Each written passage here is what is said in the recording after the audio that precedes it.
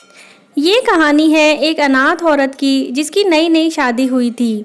एक बार एक गांव में एक परिवार रहता था जिसमें माता पिता और एक पुत्री रहती थी। पुत्री पूरी रूप से शादी के योग्य थी, लेकिन माता पिता वृद्ध, असहाय, गरीब और बीमारी की चपेट में रहते थे। कुछ दिन बाद अचानक माता पिता की मौत के बाद बेटी अकेली हो गई और इधर उधर मजदूरी करके पेट पालती थी। एक दिन एक लड़का जो ट्रक ड्राइवर था, उसने आकर लड़की से शादी का प्रस्ताव रखा, जिसे लड़की ने स्वीकार करते हुए शादी कर ली। शादी के बाद भी पति कभी कभी घर से निकलने के बाद लगभग एक सप्ताह बाद घर आ जाता था और सब कुछ ठीक था। कुछ महीने के बाद लड़की के पति की तबीयत बिगड़ने लगी। दवाई दिलाई, लेकिन एक दिन पति की मौत हो गई। गांव के किसी ने ये नहीं जानना चाहा कि लड़की के पति को मृत्यु किस रोग के कारण हुई है। फिर भी लड़की की जिंदगी वापस से बदहाल हो गई और मजदूरी के भरोसे पेट पालने में लग गई। गांव के संभ्रांत व्यक्तियों की नज़र इस लड़की पर पड़ती है। सुंदर और युवा लड़की को मजदूरी करते देख एक बार गांव के रोजगार सेवक ने हिम्मत जुटाकर महिला से बात करी।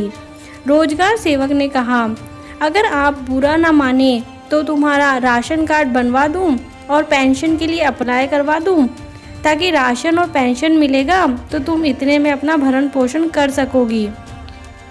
रोजगार सेवक की बात सुन महिला ने तुरंत हाँ बोल दिया और कागजी कार्रवाई शुरू हो गई।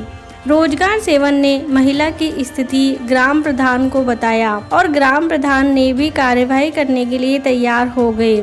लेकिन साथ में ग्राम प्रधान ने पैसे की डिमांड करी, लेकिन उक्त महिला के पास एक पैसे भी नहीं थे, जिसका अनुचित लाभ ग्राम प्रधान ने उठाया। ग्राम प्रधान ने महिला के साथ अवैध संबंध बनाए। इस तरह जब मूड में आता, ग्राम प्रधान उक्त महिला के साथ अवैध संबंध बनाने लगा।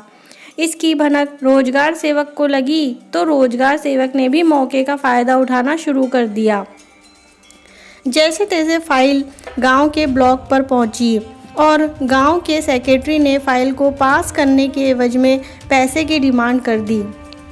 यहाँ भी पैसा न मिलने पर महिला को सेक्रेटरी के साथ भेज दिया गया।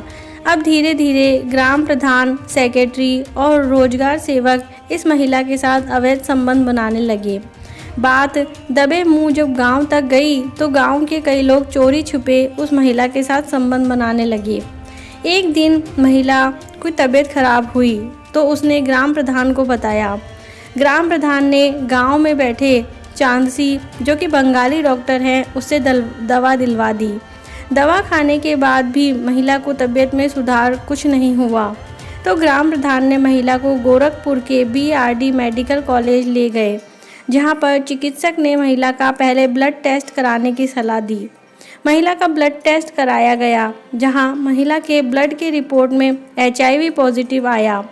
जब ग्राम प्रधान को इस बात की सूचना मिली कि महिला को HIV पॉजिटिव हुआ है तो उसकी भी घिघी बंद गई और उसने भी धीरे से अपना ब्लड टेस्ट कराया।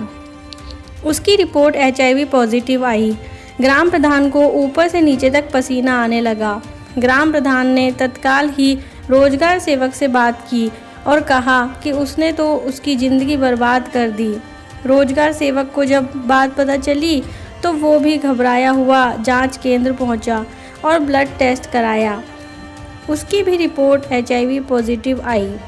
धीरे धीरे ये बात गांव में फैल गई और कई लोगों ने अपनी जांच कराई तो ग्रामीणों में भी कई लोगों का HIV रिपोर्ट पॉजिटिव आई।